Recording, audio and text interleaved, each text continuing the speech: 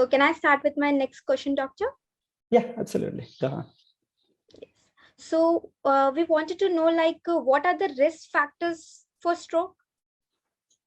Yeah, so I think we talked about the stroke and acute management and all. So now, yeah, there's a good time to shift our gear a little bit and talk about risk factors, how we can prevent stroke and all, right?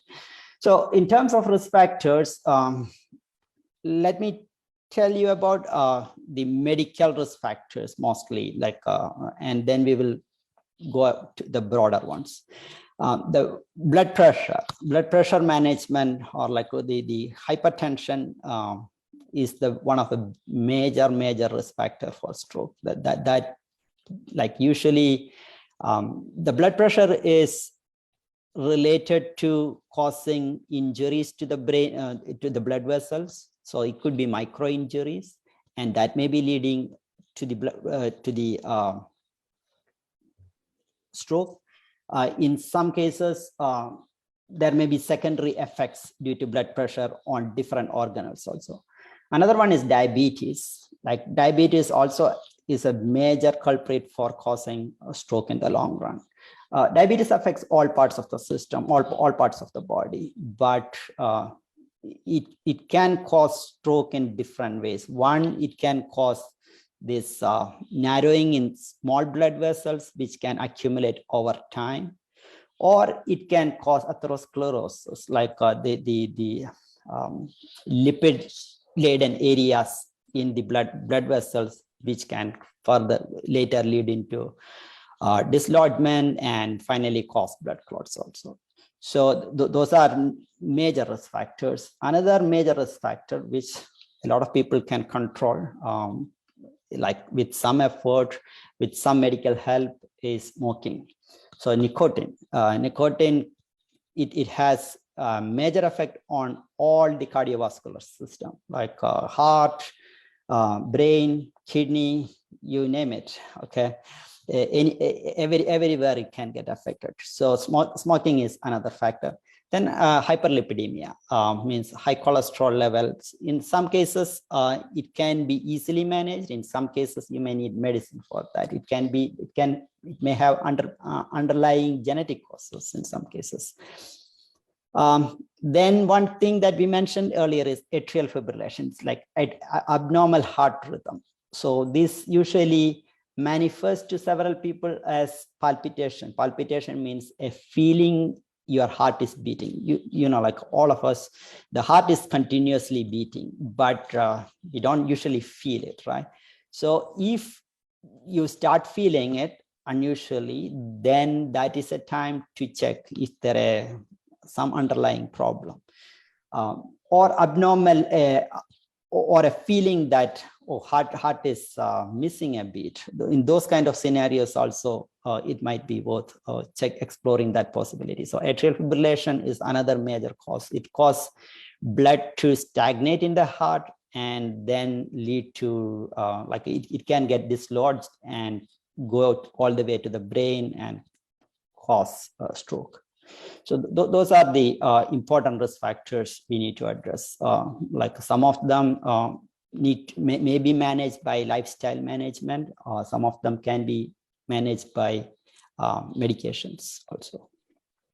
True. Thank you, doctor. So like we would like to know that can stroke be prevented, and how? Yeah, now we know the risk factors. That means that we should be able to prevent it, right? So most important thing that, or like where people can act on, is smoking, right? So no smoking.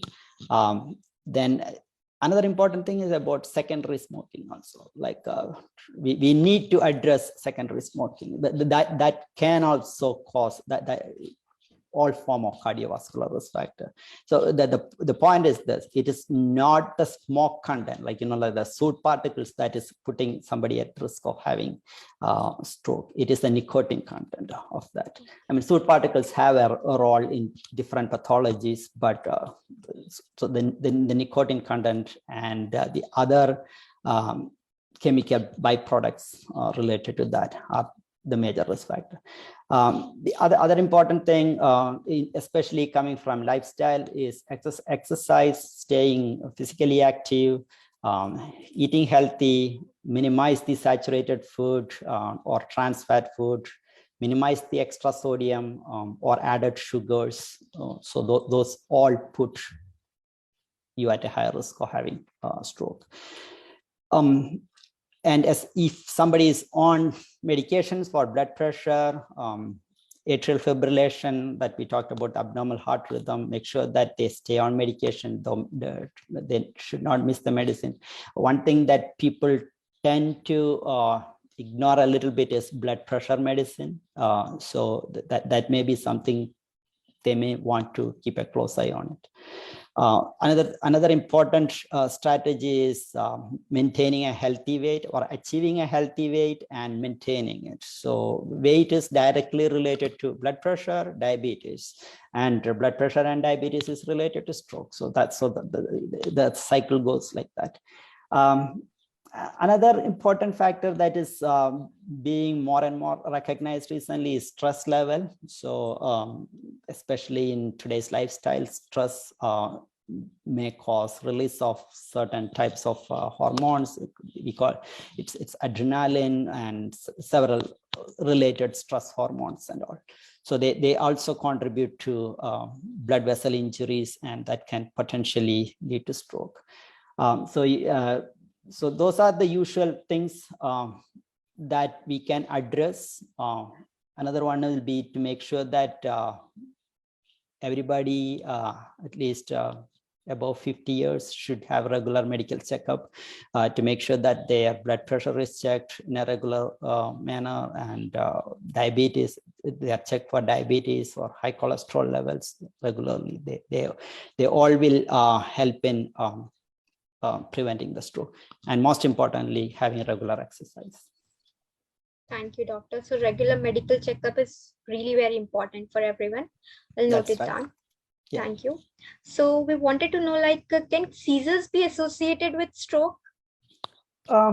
Yeah, in some cases, like so there is an association between stroke and seizures in two ways. Okay, one, seizure can be the initial presentation of stroke. So like somebody who never had any stroke in the past, somebody who never had any seizures in the past, suddenly develop a seizure.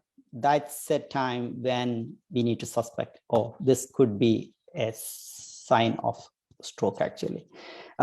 Another association is that people who develop a stroke, so stroke is a brain injury, means like it is just like you have a cut outside your skin. So in the case of cut, it is skin. So in this case, or burn.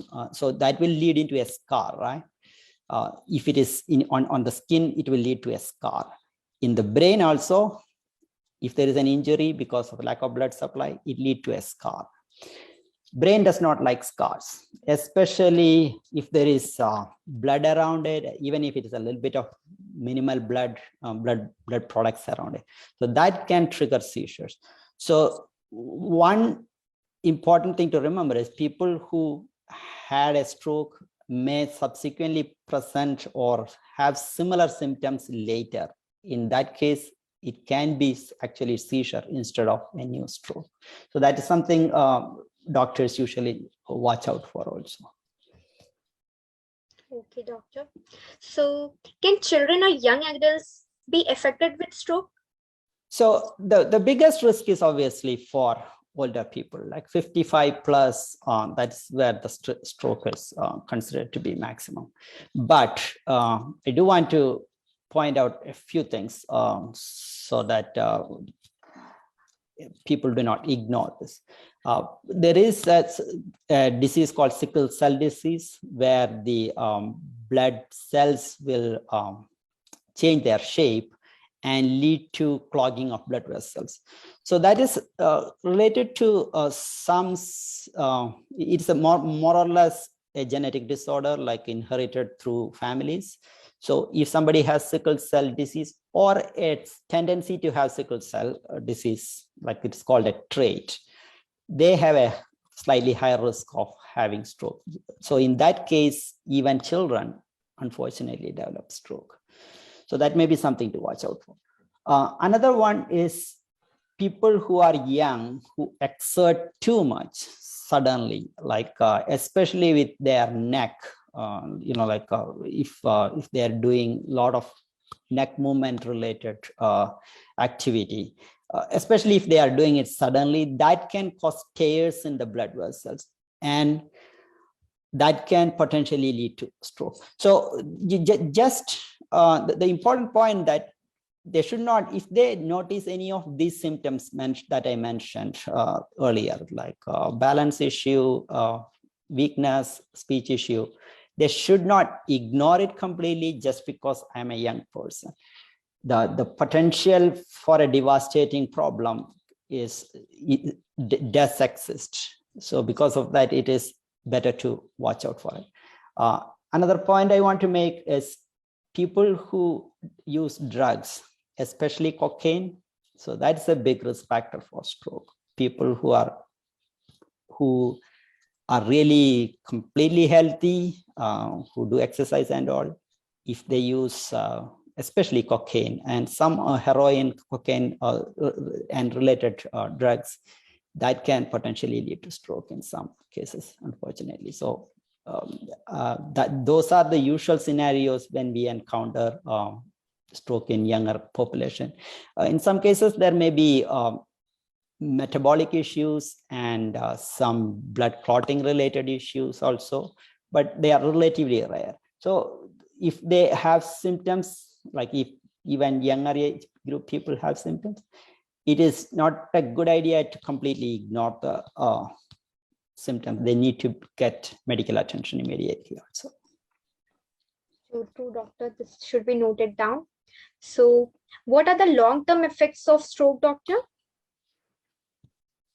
So the brain, it's essentially related to the brain damage. So if you look at that way, like it's the impact on the patient and then the impact on the family, the society also.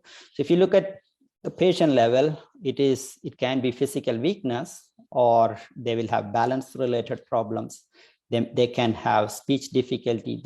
Some people will develop spasm because the brain is not sending the right signal. So the muscles will go to act on their own, like sometimes they will act automatically.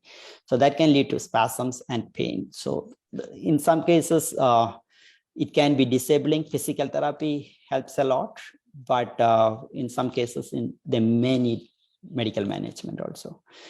Another problem these people encounter is lack of skills, especially the learned skill they already have. In some cases, even difficulty with doing daily activities, like as I mentioned, dressing or combing hair. So those kind of things can be a problem, and they may need therapy for that. Therapy helps significantly. One point I want to make is the earlier we institute the therapy, the better it is. So the chances of brain recovering some of those functions are higher in the early stages. Another issue is about the speech. They may have difficulty both with expressing, essentially they may lose their fluency. And if they had a stroke in the area where their ability to understand speech is affected, people may mistake them as having either hearing problem or having memory problems. So essentially they are not understanding the surroundings. Another problem, long-term effect, especially if people are having mini strokes, just as I mentioned, in the early stages, the TIA, like if somebody is having several TIA, they get ignored, and then small strokes get accumulated over time.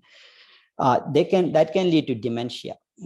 dementia means like memory related problems. So the commonest dementia you may have heard is Alzheimer's dementia, but there is a entity called vascular dementia. Vascular dementia essentially means like over time, brain does not get enough blood supply in different regions. So in some of these cases, it may not be identifiable specific regions that the brain got affected, say related to a specific movement or specific speech articulation. There are several other areas of the brain which do not have a specific function identified, or in areas where our executive function is sitting or our analytical function is sitting. If there was stroke in those areas, they may not manifest as an outside stroke usually. So in those cases, over time, these strokes accumulate and that can lead to vascular dementia. Another one is, as we mentioned, seizures, which we already talked about. Apart from the individual issue, then we have to think about the family issue. Families, in some cases, this person was the breadwinner of the family, or the person who was supporting the family. So from a family standpoint, they lose that person working, and may, in addition, need to support that person. Family may need to make additional accommodations for this person. So that's a huge impact from that standpoint also. And another thing is, people who have stroke may develop depression over time. In some cases, it's a transient thing and they recover. But somebody who has been physically very active suddenly lose their skills can be potentially devastating for them and can lead to an acute or chronic depression also.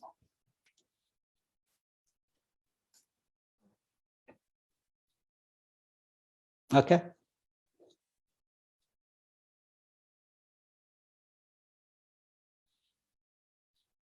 Are you hearing me?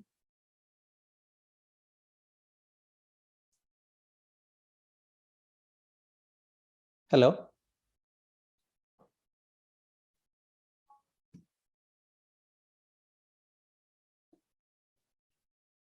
So I can conclude the session. We are almost towards the end. Let me put out one of my important slides here so that I can share what I wanted to show.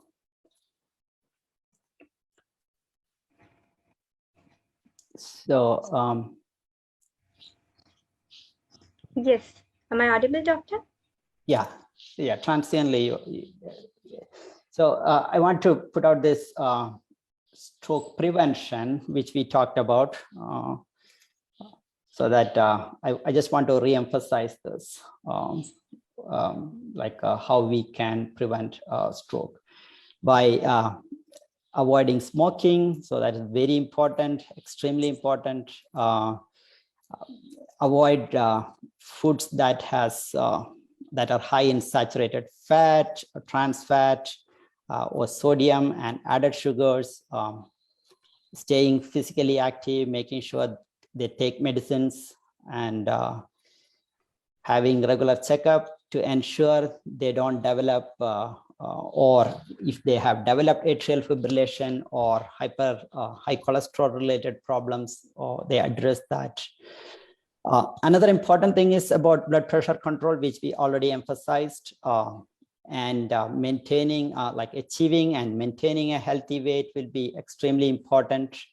And then we talked about importance of reducing stress, and in case needed, seeking emotional support if needed to minimize the stress, and those will be extremely important.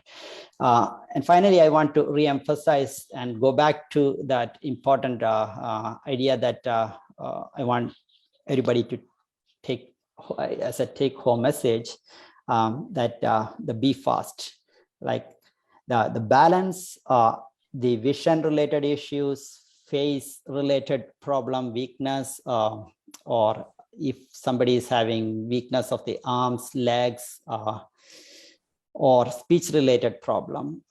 These are all signs that somebody, either a family member, friend, or somebody around you is potentially experiencing a stroke, and they need to be brought to a good medical attention as soon as possible. I will stop sharing the screen there, and I can share some information about the resources, like the American Stroke Association website and CDC website has a lot of information.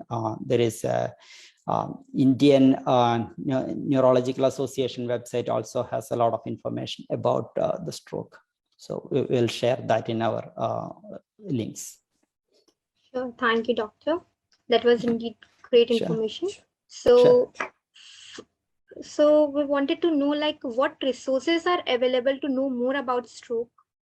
So so the American Stroke Association website is a good place to go. So that has a lot of information, and the Center for Disease Control has a specific section dedicated to stroke. WHO also has section dedicated to stroke, which will give you a lot of information, additional information. In case of USA, there is a listing of comprehensive stroke centers, but usually if there is an emergency, as I mentioned previously, best strategy is to go call 911. In Indian case, there are more than 30 like standardized stroke centers which are providing good acute stroke care.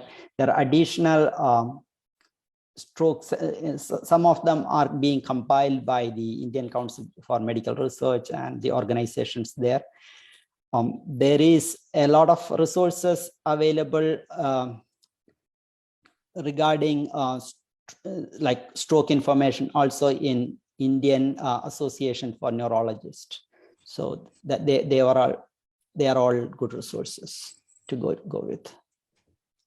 Thank you, doctor, Go ahead. Thank you, doctor, for the information. That's indeed great information.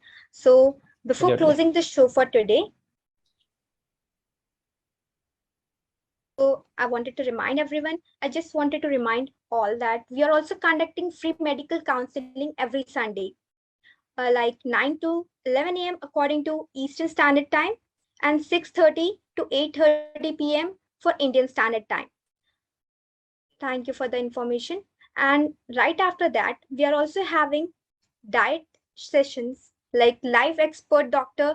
Suresh on weekly basis on Wednesday, 9 p.m. IST. So register to join the sessions, and for more details, contact eglobaldoctors.com.